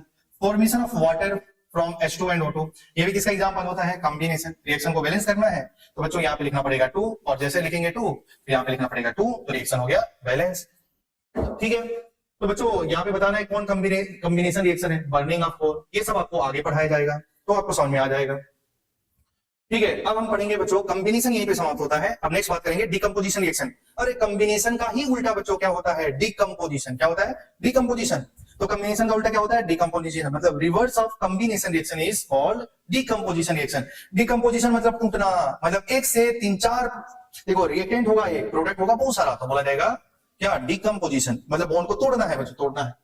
तो देखिए लिखा है रिवर्स ऑफ कॉम्बिनेशन रिएक्शन, मतलब वन रिएक्टेंट होगा और प्रोडक्ट बहुत सारे होंगे, तो बोला जाएगा डिकम्पोजिशन। जो बॉन्ड को तोड़ना है ना बच्चों, उसको 3 प्रकार में कैटेगराइज किया गया है। डिकम्पोजिशन जो होगा, जो आप बॉन्ड को तोड़ रहे हो, या तो आपको हीट देना पड़ेगा तो उसको बोला जाएगा थर्मल डिकम्पोजिशन, या तो बॉन्ड को आप तोड़ रहे हो इलेक्ट्रिसिटी के माध्यम से बच्चों, तो बोला जाएगा इलेक्ट्रोकेमिकल डिकम्पोजिशन। लेकिन आप लाइट के प्रेजेंस में बच्चों, सनलाइट के प्रेजेंस में उस बॉन्ड को तोड़ रहे हैं, उसको बोला जाएगा फोटोकेमिकल डिकम्पोजिशन। तो डिकम्पोजिशन भी 3 होगा, पहला थर्मल, फिर होगा इलेक्ट्रोकेमिकल, फिर होगा फोटोकेमिकल। आ रही है बात समझ में। तो इसमें आप किसके प्रेजेंस में तोड़ेंगे, लाइट, इसमें इलेक्ट्रिसिटी के माध्यम से, और इसमें हीट के माध्यम से। चलिए आगे बढ़ते हैं। जैसे बच्चों लाइमस्टोन, जिसका नाम क्या है, कैल्शियम कार्बोनेट को लाइमस्टोन बोला जाता है। और ट्रेंगल का, ये ट्रेंगल है बच्चों, मैथ्स में ट्रेंगल होगा, लेकिन केमिस्ट्री में इसको क्या बोला जाता है, हीट। तो कैल्शियम कार्बोनेट को जैसे हीट करते हैं तो क्या करेगा भाई, देखो याद रखेंगे, कैल्शियम भी बदमाश है, वो बोलेगा तुम मुझे एक ऑक्सीजन दो, तो कैल्शियम ने एक ऑक्सीजन ले लेगा, तो भाई अब कितने ऑक्सीजन बचे हैं, 2, तो कार्बन डाइऑक्साइड। ऐसे आप याद रख सकते हैं कि क्विक लाइमस्टोन को जब हीट किया जाएगा, तो क्विक लाइम बनेगा प्लस कार्बन डाइऑक्साइड गैस बनेगा। और यहाँ पे जो गैस रिलीज होता है उसका अगर आपसे पूछेगा कि नेचर क्या है, तो बच्चों यहाँ पे ध्यान दीजिएगा, जो नॉन मेटल का ऑक्साइड होगा, उसका नेचर कैसा होगा, एसिडिक। कैसा होगा, एसिडिक। समझ में आ रही है ना, नॉन मेटल का मतलब समझ रहे हैं ना, नाइट्रोजन हो गया, सल्फर हो गया, क्लोरीन हो गया, फास्फोरस हो गया, अगर इसके साथ में ऑक्सीजन जुड़ा है, कार्बन हो गया, तो इसको नॉन मेटल का ऑक्साइड बोला जाएगा। और नॉन मेटल का ऑक्साइड का नेचर कैसा होता है, एसिडिक। कैसा होता है, एसिडिक, ठीक है। और क्विक लाइम को आप जानते ही हैं, सीमेंट बनाने में यूज किया जाता है। तो बच्चा बोला गया है कि कैल्शियम कार्बोनेट को जब हीट किया जाए तो क्या बनेगा, कैल्शियम एक ऑक्सीजन ले गया, क्विक लाइम बन जाएगा। तो क्विक लाइम देखिए पहला ऑप्शन है, तो आंसर इज ये। आगे बात करते हैं। अब देखिए बच्चों ये याद रखना पड़ेगा, ठीक है। जो फेरस सल्फेट है बच्चों, फेरस में Fe+2 सल्फेट -2, फेरस सल्फेट का फॉर्मूला पूछा जाएगा तो आप बोलेंगे फेरस +2 फॉर्म में होगा, सल्फेट -4, SO4 -2 +2 -2, तो FeSO4 को जोड़ देंगे, फेरस सल्फेट बन जाएगा। और फेरस सल्फेट को जब आप हीट करेंगे, ये थर्मल डिकम्पोजिशन का एग्जांपल है बच्चों, हीट करेंगे तो बॉन्ड टूटेगा, तो पहले बनेगा फेरिक ऑक्साइड। क्या बनेगा, फेरिक ऑक्साइड। देखिए बच्चों बनेगा, यहाँ पे Fe कितना है, +3, और यहाँ पे कितना होगा, -2। देखिए आपको मालूम है कि Fe पे चार्ज होगा +3, ऑक्सीजन पे चार्ज होगा -2, तो जो बनेगा यहाँ पे ऐसा कुछ बनेगा Fe2O3 बनेगा। तो Fa2O3 बन गया, मतलब फेरिक ऑक्साइड बनेगा, और साथ में क्या बनेगा, सल्फर डाइऑक्साइड, सल्फर डाई मतलब SO2 गैस और SO3 गैस निकलती है, मतलब सल्फर के दोनों ऑक्साइड बनता है, सल्फर डाइऑक्साइड और सल्फर ट्राइऑक्साइड। ये जो होती है बच्चों एयर पॉल्यूटेंट होती है, ये सफोकेटिंग गैस होती है, और इनका जो नेचर है वो आपको बताना है बच्चों, सल्फर मेटल है या नॉन मेटल है, तो आपका आंसर इज नॉन मेटल है, और नॉन मेटल का ऑक्साइड का नेचर कैसा होता है, एसिडिक होता है। तो बच्चों ये कैसी होती है, एसिडिक नेचर की होती है, और इनका जो स्मेल होता है मैचस्टिक जैसा होता है, माचिस जैसा जलता है ना बच्चों, उसका जो स्मेल होता है वैसे ही स्मेल SO2 और SO3 का होता है। तो कुछ बातें लिखी गई हैं, लेकिन उससे पहले बच्चों ध्यान दीजिएगा कि फेरस सल्फेट जो होता है सबसे पहले क्रिस्टल फॉर्म में एग्जिस्ट करता है, समझ में आ रही है। तो क्रिस्टल फॉर्म में उसका जो कलर होता है वो बच्चों होता है ग्रीन, कैसा होता है, ग्रीन। लेकिन उसमें से जब पानी निकाल दिया जाता है, क्रिस्टलाइजेशन किया जाता है बच्चों, पानी निकाल दिया जाता है, तो उसका कलर हो जाता है व्हाइट। अब जब उसको हीट करते हैं तो उसके बाद जो फेरिक ऑक्साइड बनता है उसका जो कलर होता है वो होता है ब्राउन। कलर कैसा होता है, ब्राउन। तो ये पूछा जा सकता है कि फेरिक ऑक्साइड का जो कलर है वो कैसा है, फेरिक ऑक्साइड का जो कलर होगा वो कैसा हो जाएगा, ब्राउन। ठीक है, तो आइए इसके बारे में बात करते हैं। मतलब वो कलर देखो चेंज हो रही है, यहाँ पे कलर कैसी है, ग्रीन से क्या हो गई, ब्राउन। मतलब फेरस सल्फेट को जब हीट किया जाएगा तो फेरिक ऑक्साइड बनेगा, कलर ग्रीन से क्या बन गया है, ब्राउन बन गया है, ग्रीन से क्या बन गया है, ब्राउन। ठीक है, तो देखिए बच्चों यहाँ पे कुछ पॉइंट लिखी गई हैं। Smell of burning sulphur, matchstick, smell of SO2 and suffocating. SO2 का जो स्मेल होगा सफोकेटिंग जैसा होगा। SO2 and SO3 are air pollutant and acidic in nature. ठीक है, ये थर्मल डिकम्पोजिशन के एग्जांपल है। आगे बात करते हैं। जैसे बच्चों देखिए फरारी से याद रखना कलर, सबसे इंपॉर्टेंट बात ये है, फरारी याद रहेगी। फरारी का कलर कैसा होता है बच्चों, ग्रीन। और जब आग लग गई, जलने लगी तो उसकी कलर कैसी हो गई है, ब्राउन। तो फेरिक ऑक्साइड का जो कलर होगा वो कैसा होगा, ब्राउन। आगे बढ़ते हैं। अब हम बात करेंगे बच्चों लेड नाइट्रेट, और लेड नाइट्रेट को मैं बैलेंस करना भी सिखाया था। NO2 का आगे 4, NO2 का आगे क्या होगा, 4 होगा बच्चों। ठीक है, तो लेड नाइट्रेट जो व्हाइट कलर का है, जब इसको हीट किया जाता है बच्चों, हीट किया जाता है, यहाँ पे देखिए हीट किया जाता है तो क्या बनेगा, लेड ऑक्साइड। लेड ऑक्साइड का कलर कैसा है, येलो कलर का है, कैसा है बच्चों, येलो। और NO2 कैसी होगी, ब्राउन फ्यूम्स निकलेंगे। NO2 का जो गैस है, NO2 गैस है, उसके जो फ्यूम मतलब ब्राउन कलर का यहाँ से वेपर्स निकलने वाली है। ठीक है, तो आपको याद रखना पड़ेगा। और जब ये रिएक्शन होता है ना बच्चों, जैसे मान लो ये बर्नर है और आपने एक ट्यूब लिया और उसमें क्या डाल दिया, लेड नाइट्रेट, और जैसे बर्नर को आप ऑन करेंगे ना, एक आवाज आएगी, टूटने की आवाज आएगी बच्चों, समझ में आ रही है ना, टूटने की आवाज आएगी। और उसके अंदर में एक रेसिड्यू बचा होगा लेड ऑक्साइड का, जो कैसा होगा, येलो कलर का होगा। और जो फ्यूम्स निकल रही हैं वो NO2 गैस होगी, ब्राउन फ्यूम्स निकलेंगे। ठीक है, आइए बात करते हैं। तो क्रैकिंग साउंड होगा, ब्राउन फिल्म्स होगा NO2 का, और वो कैसे होता है बच्चों, जितने भी होंगे वो सब इरिटेटिंग होगी, इरिटेटिंग उसका स्मेल होगा, सफोकेटिंग ऑडर होगा। ठीक है, और NO2 गैस कैसी है, एसिडिक नेचर है, क्योंकि आपको मालूम है नॉन मेटल का जो ऑक्साइड होता है उसका नेचर कैसा होता है, एसिडिक होता है। और एसिडिक पता करने के लिए आप लिटमस पेपर का भी हेल्प से पता कर सकते हैं। येलो रेसिड्यू बचा होगा किसका, लेड ऑक्साइड का। ठीक है, ये थर्मल डिकम्पोजिशन का एग्जांपल है। और ये रिएक्शन कैसी है, एंडोथर्मिक। तो बच्चों आपको ध्यान देना पड़ेगा, ये कैसी है, एंडोथर्मिक। मतलब क्यों एंडोथर्मिक है, थोड़ा सा समझना पड़ेगा, क्योंकि लेड नाइट्रेट जितनी भी डिकम्पोजिशन रिएक्शन है ना बच्चों, वो एंडोथर्मिक होती है। क्यों, क्योंकि बॉन्ड थोड़ी ना अपने आप से टूट रहा है बच्चों, आपको हीट देना पड़ेगा। तो ये रिएक्शन कैसी हो जाएंगे, एंडोथर्मिक। मतलब इस रिएक्शन को कराने के लिए आपको हीट देना पड़ेगा। ठीक है, देखिए ये क्वेश्चन है कि लेड नाइट्रेट को जब हम, बताइए बच्चों, ये लेड नाइट्रेट को जब हीट करेंगे तो क्या बनेगा, लेड का oxide plus NO2 plus O2 gas, यही तो बनेगा। और ये बात समझ में, लेड का NO2 gas, lead oxide plus O2 gas. ठीक है, अब देखिए बच्चों, अब हम पढ़ेंगे इलेक्ट्रोलाइटिक डिकम्पोजिशन, मतलब बॉन्ड को ब्रेक करना है इलेक्ट्रिसिटी के माध्यम से। अभी तक हम बॉन्ड को ब्रेक कर रहे थे हीट के माध्यम से, रिएक्शन थी एंडोथर्मिक। इलेक्ट्रोलाइटिक भी डिकम्पोजिशन बच्चों कैसी होगी, एंडोथर्मिक, क्योंकि आपको हीट देना पड़ेगा। ठीक है, तो आइए ध्यान दीजिए, सबसे पहले हम लोग इसको पढ़ते हैं। जैसे वाटर को इलेक्ट्रिक करंट की मदद से हमको हाइड्रोजन गैस और ऑक्सीजन गैस को बाहर निकालना है, तो ये तो अपने आप से होगा नहीं बच्चों, इसमें पास कराना पड़ेगा इलेक्ट्रिसिटी। इलेक्ट्रिसिटी पास कराएंगे तो कैसे पास कराएंगे, उसके लिए एक सेटअप है, उसको समझेंगे सबसे पहले। तो देखिए हम लोग एक प्लास्टिक मग लेंगे बच्चों, प्लास्टिक मग ले लिए, इसमें 2 इलेक्ट्रोड फिट करेंगे, एक होगा कैथोड, एक होगा एनोड होगा। ठीक है बच्चों, समझ में आ रही है। और इसके अंदर में एक सोल्यूशन है। देखिए बच्चों, आपको याद रखना पड़ेगा, केटायन प्लस कैथोड कैसा होगा, निगेटिव। कैथोड कैसा हो जाएगा बच्चों, देखिए निगेटिव हो जाएगा। एनोड कैसा हो जाएगा, पॉजिटिव हो जाएगा। ठीक है, एनोड कैसा हो जाएगा, पॉजिटिव हो जाएगा। ठीक है, अब यहाँ पे जो इलेक्ट्रोड लगा है वो ग्रेफाइट रोड का लगा है, क्योंकि ये नॉन रिएक्टिंग होती है, नॉन रिएक्टिंग होती है, समझ में आ रही है। अब इसके अंदर में पानी डालेंगे और जैसे ही इलेक्ट्रिसिटी पास कराएंगे, तो इलेक्ट्रिसिटी पास कराने से बच्चों क्या होगी कि तो हाइड्रोजन गैस कहां बनेगा, ऑक्सीजन गैस कहां बनेगा, वो सब तो देखना पड़ेगा। तो ये देखते हैं। तो आपको उसको याद करने के लिए क्या याद रखना है, पी मतलब क्या हो जाएगा, पी मतलब हो जाएगा पॉजिटिव, पॉजिटिव। ए मतलब एनोड, और उस पर कौन सा गैस जाएगा, ऑक्सीजन गैस। ठीक है, तो पॉजिटिव एनोड याद रखना पड़ेगा, पॉजिटिव एनोड ऑक्सीजन। तो बताओ बच्चों क्या हो जाएगा, निगेटिव कैथोड हाइड्रोजन, ऐसे याद कर सकते हैं। तो पाव याद रहेगा, पाव याद हो गया तो आप याद कर सकते हैं कि जो एनोड पे जाएगा ऑक्सीजन गैस और कैथोड पे जाएगा हाइड्रोजन गैस। एनोड पे जाएगा ऑक्सीजन गैस, कैथोड पे जाएगा हाइड्रोजन गैस। ठीक है, आपको याद रखना पड़ेगा। ठीक है बच्चों, यहां तक ध्यान दीजिएगा। लेकिन एक बहुत इंपॉर्टेंट बातें हैं, अगर इस रिएक्शन को बैलेंस किया जाए तो यहाँ पे लिख देंगे हाइड्रोजन और ऑक्सीजन। देखो बच्चों यहाँ पे लिखना पड़ेगा 2, तो यहाँ पे लिखना पड़ेगा 2। तो यहाँ पे बताइए हाइड्रोजन का जो वॉल्यूम होगा वो उसका वॉल्यूम है 2 और ऑक्सीजन का वॉल्यूम कितना है 1। तो इनका जो वॉल्यूम का रेशियो है वो बताइए क्या है 2:1। तो हाइड्रोजन और ऑक्सीजन का जो वॉल्यूम का रेशियो है वो क्या है 2:1। आगे बात समझ में। अच्छा ये आप सोचिए, क्या पानी जो होता है बच्चों इंसुलेटर होता है या बेड कंडक्टर ऑफ इलेक्ट्रिसिटी होता है, और जैसे आप करंट पास कराएंगे तो करंट को पास कराने के लिए, जैसे आपने इलेक्ट्रिसिटी पास कराया तो करंट को फ्लो कराने के लिए, उसकी कंडक्टिविटी को बढ़ाने के लिए इसके सोल्यूशन के अंदर में हम सॉल्ट का इस्तेमाल करते हैं, या तो डाइल्यूट एसिड डाल देते हैं, एसिड डाल देते हैं या सॉल्ट डाल देते हैं। जो क्या करता है एसिड और सॉल्ट क्या करता है, पानी में आयंस के फॉर्म में टूट जाता है और आयंस का वजह से कंडक्टिविटी उसकी बढ़ जाती है। इसलिए इस कंटेनर के अंदर में आपको या तो एसिड डालना पड़ेगा, या तो एसिड डाल दो, बेस डाल दो या सॉल्ट डाल दो। इससे क्या होगा, इस सोल्यूशन की कंडक्टिविटी बढ़ जाएगी। आगे बात समझे। चलिए आगे बढ़ते हैं, इसके बारे में कुछ बात लिखी गई है उसको पढ़ते हैं। देखिए बच्चों यहाँ पे जो ऑक्सीजन गैस जो वॉल्यूम होगा हाइड्रोजन का और ऑक्सीजन का, उसका रेशियो क्या होगा 2:1 होगा। जब भी हम एक जलते हुए कैंडल को उसके पास में लाएंगे तो एक हाइड्रोजन गैस क्या करेगा, पॉप साउंड के साथ में बुझ जाएगा। ठीक है, आवाज करेगा पॉप साउंड और कैंडल जो होगी वो क्या हो जाएगी, बुझ जाएगी। जो हाइड्रोजन गैस होता है बच्चों वो क्या होता है, कंबस्टिबल होता है, जलता है लेकिन जलने में मदद नहीं करता है।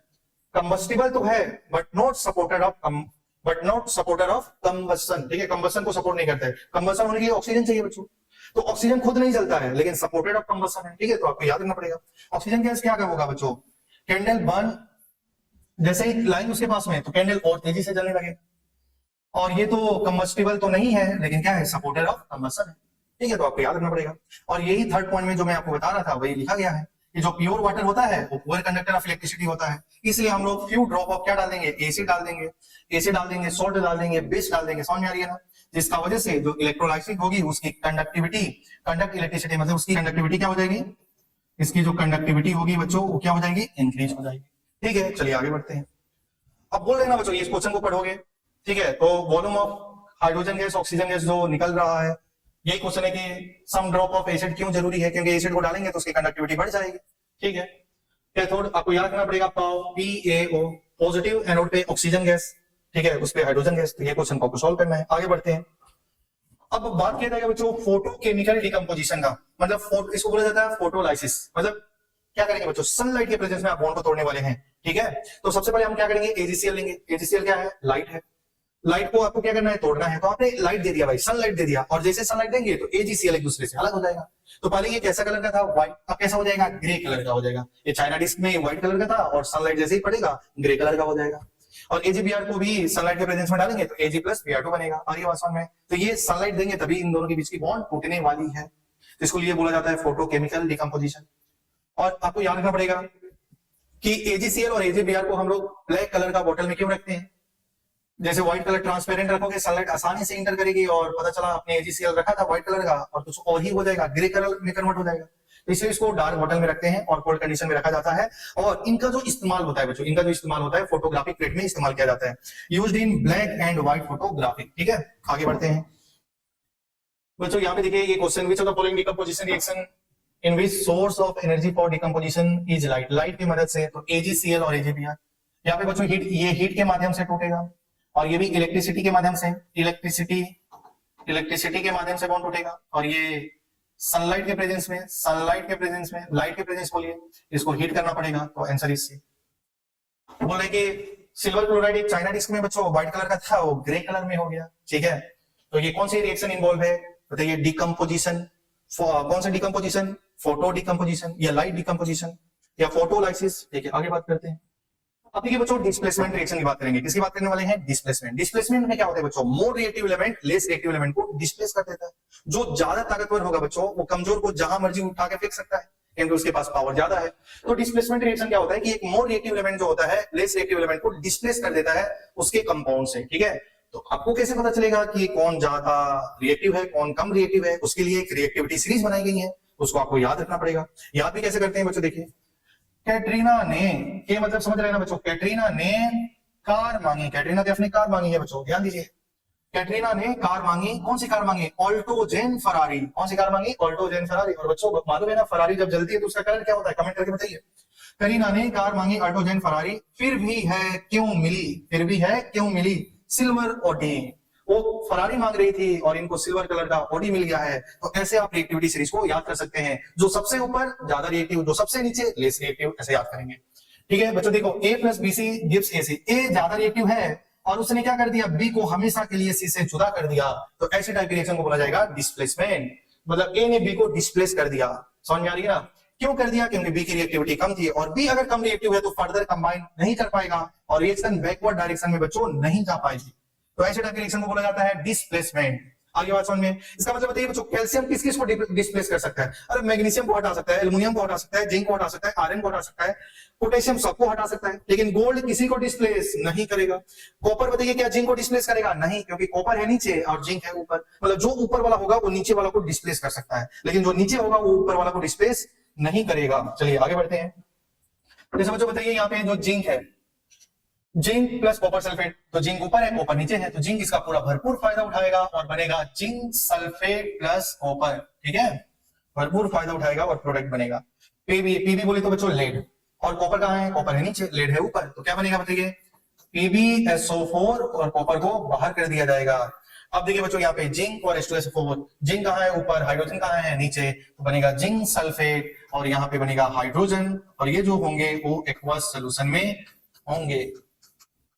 ठीक है बच्चों, एक्वस का मतलब पानी में, एक्वस का मतलब क्या होगा? पानी में। और ये बात समझ में? चलिए आगे बढ़ते हैं। देखिए अब यहाँ पे बोर्ड पे ध्यान देंगे, हमारे पास में एक आयरन है, सॉलिड कलर का है, सॉलिड है, जनरली मेटल सॉलिड स्टेट में पाई जाती है, सॉलिड है, सॉलिड कलर का नहीं बच्चों, आयरन सॉलिड स्टेट में पाया जाता है। कॉपर सल्फेट का जो कलर होता है वो होता है ब्लू, एक्वस सोल्यूशन। तो बताइए आयरन क्या करेगा? कॉपर को क्या कर देगा? डिस्प्लेस कर देगा, क्योंकि आयरन ऊपर होता है, तो बनेगा फेरस सल्फेट प्लस कॉपर। पहले बताइए बच्चों यहाँ पे जो कॉपर सल्फेट का कलर था ब्लू, बाद में कैसा हो जाएगा? कॉपर रेडिश ब्राउन हो जाएगा, और फेरस सल्फेट कैसा बनेगा? Light green. ठीक है, जो यहाँ पे एक्टिविटी में आपको दिखाई गई है। देखो बच्चों यहाँ पे क्या होगा? कॉपर सल्फेट का सोल्यूशन है और आयरन है, आयरन। ठीक है, आयरन कलर का, आयरन सॉलिड स्टेट में है, सिल्वर आयरन का, ये आयरन को कॉपर सल्फेट के सोल्यूशन में डाल दिया गया। अच्छा, बहुत अच्छी बात है।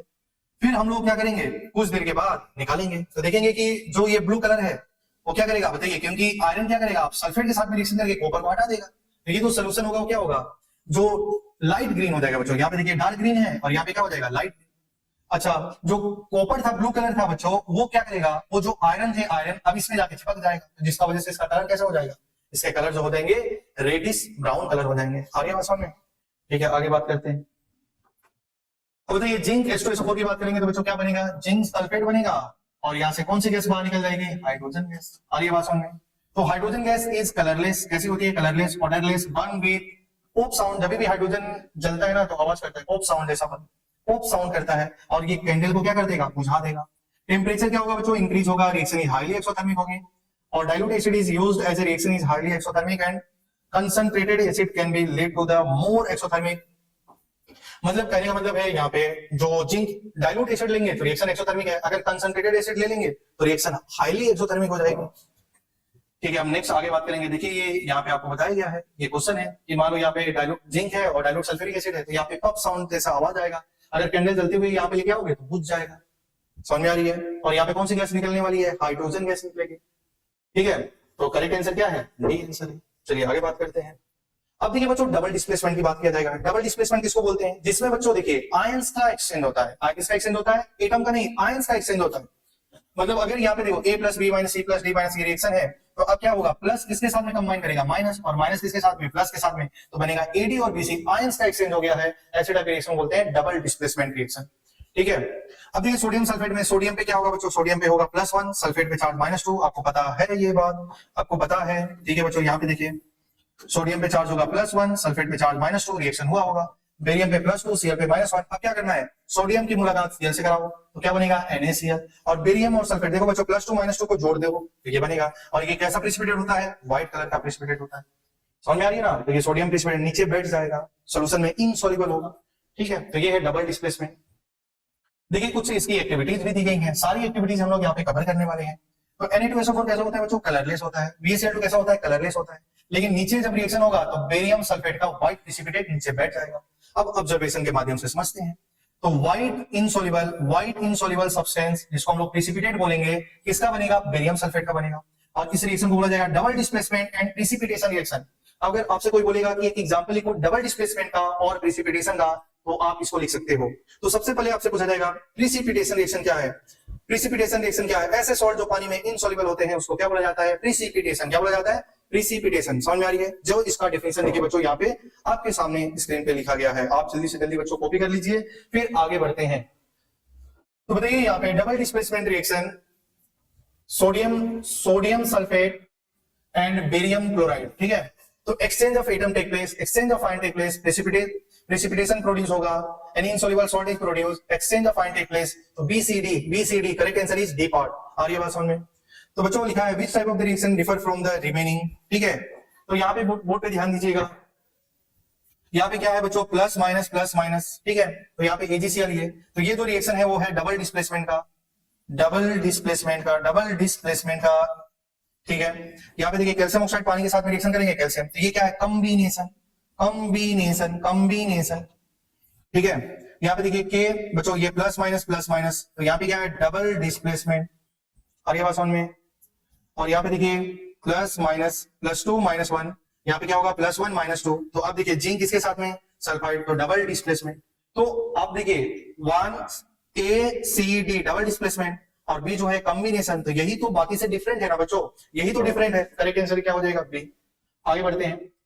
जैसे बच्चों यहाँ पे देखिए लेड नाइट्रेट, ये भी इंपॉर्टेंट है, लेड नाइट्रेट और पोटेशियम आयोडाइड। तो लेड नाइट्रेट कैसा होता है? कलरलेस होता है, लेकिन इसकी रिएक्शन पोटेशियम आयोडाइड के साथ में कराएंगे, पोटेशियम आयोडाइड भी कैसा होता है? कलरलेस होता है। क्या बनेगा? PbI2। क्या बनेगा? PbI2। क्या बनेगा बच्चों? PbI2। तो यहाँ पे Pb+2 I-1, तो क्या बनेगा? PbI2 और KNO3 बन जाएगा। तो ये PbI2 का जो कलर होता है ये भी प्रिसिपिटेट होता है, और वो कैसा होता है? Insoluble in water. और या इसका जो प्रिसिपिटेट होता है वो कैसा प्रिसिपिटेट होता है? Yellow precipitate. तो लेड आयोडाइड का जो प्रिसिपिटेट होगा वो कैसा होगा? Yellow precipitate. तो देखिए बच्चों इसके बारे में पढ़ेंगे। Yellow insoluble substance precipitate of PbI2 is form. PbI2 का प्रिसिपिटेट कब बनेगा? जब लेड नाइट्रेट बच्चों, lead nitrate reacted with KI, ठीक है। और ये डबल डिस्प्लेसमेंट एंड प्रिसिपिटेशन का एग्जांपल है। तो यही दो एग्जांपल बच्चों आपके पूरे फर्स्ट चैप्टर में दिया गया है, तो आपको इसको याद रखना है। चलिए आगे बढ़ते हैं। देखिए बच्चों हीट इन रिएक्शन, एक्सोथर्मी के बारे में बताया गया था। जैसे A+B रिएक्शन करके C बनाए और यहाँ से बहुत सारी हीट निकले, तो ऐसी टाइप की रिएक्शन को बोला जाएगा एक्सोथर्मिक। समझ में आ रही है? जैसे इसका एक्सोथर्मिक रिएक्शन का एग्जांपल क्या है बच्चों? रिस्पायरेशन भी एक्सोथर्मिक एग्जांपल होता है। जैसे हम खाना खाते हैं बच्चों, खाना खाते हैं, आलू खाते हैं, ब्रेड खाते हैं, चावल खाते हैं, ये सब क्या है बच्चों? कार्बोहाइड्रेट है। ये किसमें कन्वर्ट होते हैं? ग्लूकोज। और ग्लूकोज क्या करता है? ऑक्सीजन लेगा और बनाएगा CO2, क्योंकि आपको मालूम है ग्लूकोज ऑक्सीजन के साथ में क्या बनाएगा? CO2 + H2O, और बहुत ज्यादा हीट रिलीज होती है। तो रिएक्शन कैसी हो जाएगी? एक्सोथर्मिक। तो respiration is an example of exothermic reaction. और जितने भी वेस्ट, जितने भी हाइड्रोकार्बन है ना बच्चों, बर्निंग ऑफ नेचुरल गैस, जितने भी हाइड्रोकार्बन होते हैं, हाइड्रोजन और ऑक्सीजन से जितने भी कंपाउंड, सॉरी हाइड्रोकार्बन मतलब कार्बन और हाइड्रोजन से जितने भी कंपाउंड बने हैं ना बच्चों, उसका कंबशन कराएंगे, ऑक्सीजन के साथ में रिएक्शन कराएंगे, तो प्रोडक्ट बनेगा CO2 + H2O, और साथ में कुछ हीट निकलने वाला है। इसको हम लोग चैप्टर नंबर 4 में पूरा डिटेल में पढ़ने वाले हैं। जैसे मीथेन, इथेन, प्रोपेन, नाम सुना है क्या आप लोग? इथानोइक एसिड, इथानल, सारी की रिएक्शन अगर हम ऑक्सीजन के साथ में कराते हैं तो प्रोडक्ट बनेगा CO2 + H2O प्लस हीट निकलेगा। तो ये भी एक्सोथर्मिक के एग्जांपल है। जितने भी हमारे पास जो वेस्ट बच गए हैं बच्चों, इसको हम लोग कंपोस्ट करेंगे ना, ये भी किसके एग्जांपल होते हैं? डिकम्पोजिशन के एग्जांपल होते हैं। Burning of magnesium ribbon, magnesium ribbon जब बर्न होता है बहुत सारी लाइट प्रोड्यूस होती है, हीट निकलती है, डेजलिंग व्हाइट लाइट प्रोड्यूस होती है, तो ये भी किसका एग्जांपल होता है? ये भी एक्सोथर्मिक का रिएक्शन का एग्जांपल है, कॉम्बिनेशन है, ठीक है। क्विक लाइम बच्चों, पानी धीरे धीरे डालना है, बताया गया था, और हीट निकलती है, तो ये भी रिएक्शन एक्सोथर्मिक है। तो एक्सोथर्मिक के कुछ एग्जांपल लिखे गए हैं।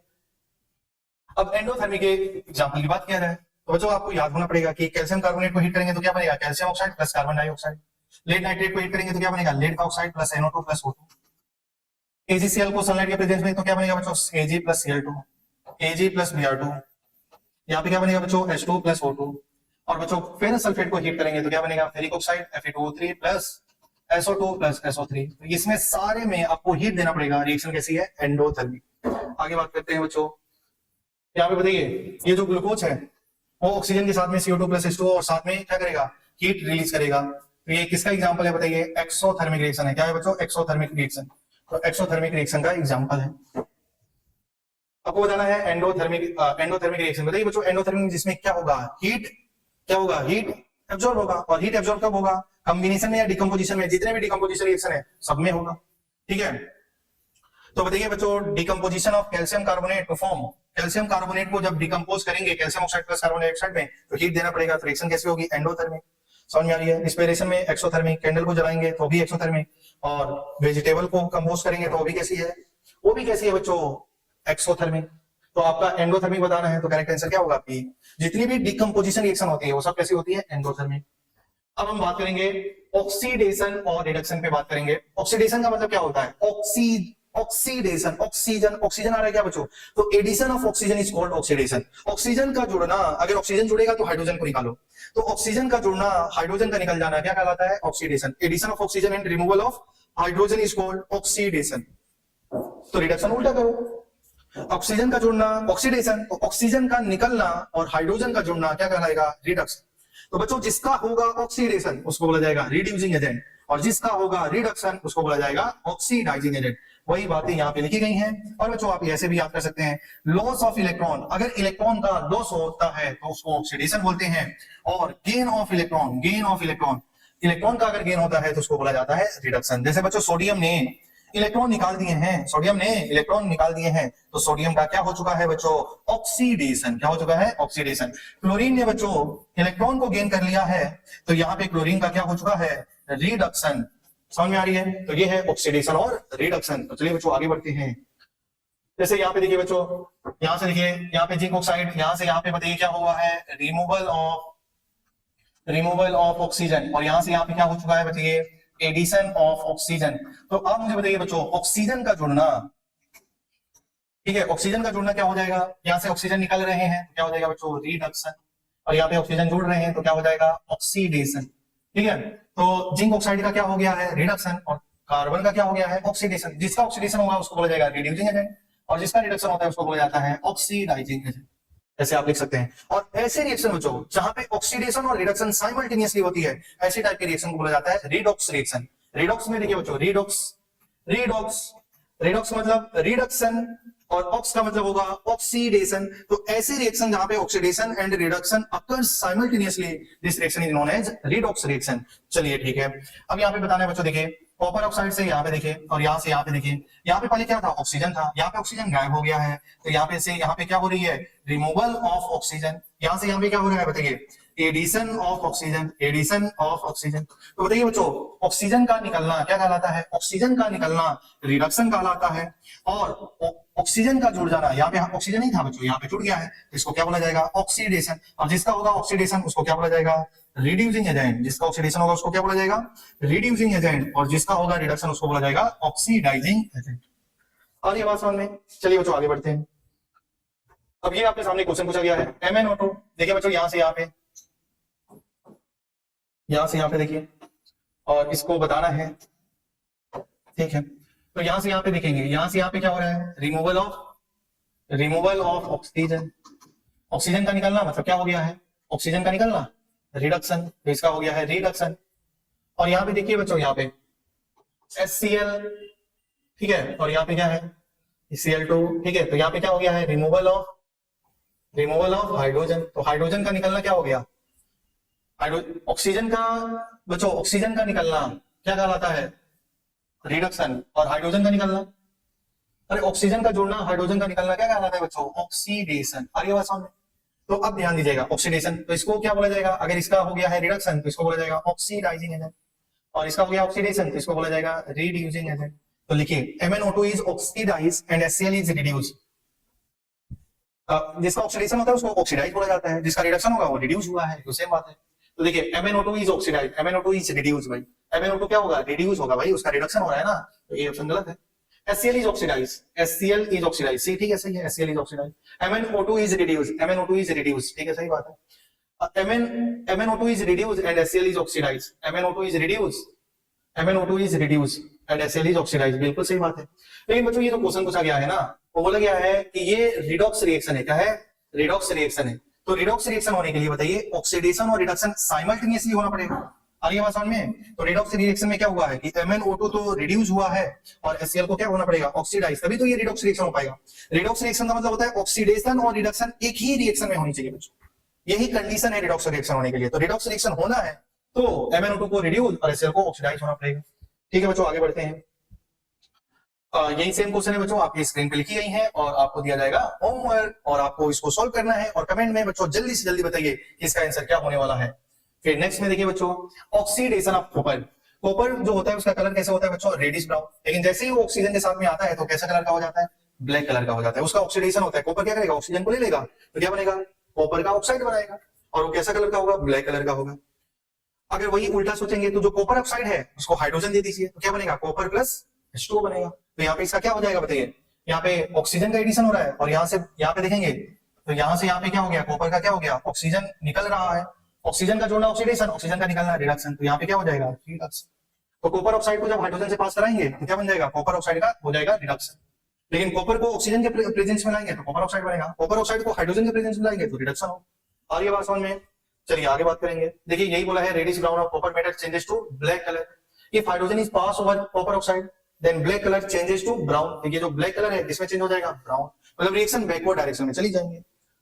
अब देखिए बच्चों, कोरोजन क्या होता है, कोरोजन क्या होता है आगे पढ़ लेते हैं। कोई भी मेटल है बच्चों, मेटल है और उसके आसपास में अगर वो मॉइस्चर से ऑक्सीजन गैस, वाटर वेपर लेके, समझ में आ रही है ना, उसके कंटेक्ट में आके एक लेयर का फॉर्मेशन होता है, उस प्रोसेस को बोलते हैं कोरोड और उस प्रोसेस को बोला जाता है कोरोजन। इसको हम लोग थर्ड चैप्टर में पूरा डिटेल में पढ़ेंगे। तो लिखा है, when a metal attack by a substance around it such as moisture, moisture में क्या होगा, वाटर होगा, वाटर वेपर होगा, ऑक्सीजन होगा, एसिड होगा, तो इसको बोला जाता है कोरोड और इस प्रोसेस को क्या बोला जाता है, कोरोजन। कोरोजन को हम लोग आगे पढ़ेंगे। इसको, इस कोरोड को बोला जाता है, आयरन का जो रस्टिंग ऑफ आयरन होता है उसको बोलते हैं रस्ट। फेरिक ऑक्साइड के साथ में कुछ वाटर के मॉलिक्यूल उस पे जुड़ जाते हैं। इसको हम लोग नेक्स्ट चैप्टर में पूरा अच्छा से पढ़ने वाले हैं। Example is rusting of iron. Tarnishing of copper में क्या होगा, कॉपर क्या होगा बच्चों, ऑक्सीजन वाटर CO2 के कंटेंट में आएगा और बना लेगा कॉपर हाइड्रोक्साइड और कॉपर कार्बोनेट। केवल आपको क्या याद रखना है बच्चों, कलर याद करना है, ठीक है। पहले कैसा था बच्चों, अब कैसा हो गया है, आपको ध्यान देना पड़ेगा, क्योंकि वो क्या करेगा, मॉइस्चर से CO2 गैस लेगा, H2O लेगा और ऑक्सीजन और उसका कलर को चेंज कर देगा। सिल्वर आप जानते हैं जो चम्मच स्पून का इस्तेमाल करते हैं बच्चों, वो कैसे हो जाता है, ब्लैक कलर का हो जाता है बाद में। क्यों, क्योंकि उसमें होता है H2S के साथ में और वो तो एक्सेस में प्रेजेंट है ही है। तो सिल्वर क्या करेगा, H2S और ऑक्सीजन के कंटेंट में सिल्वर सल्फाइड का फॉर्मेशन करेगा, जो कैसा होता है, ब्लैक कलर का होता है, ठीक है। याद रखना बच्चों, corrosion is an example of oxidation, ठीक है। कोरोजन किसका एग्जांपल होता है, ऑक्सीडेशन का। अब रेंसिडिटी क्या होती है बच्चों, जैसे आप क्या होता है, आप खाना खाते हैं बच्चों, जो फैट जिसमें ऑयल होता है, आप खाना को 2-3 दिन के लिए रख दीजिए तो उसमें स्मेल आने लगता है, समझ में आ रही है।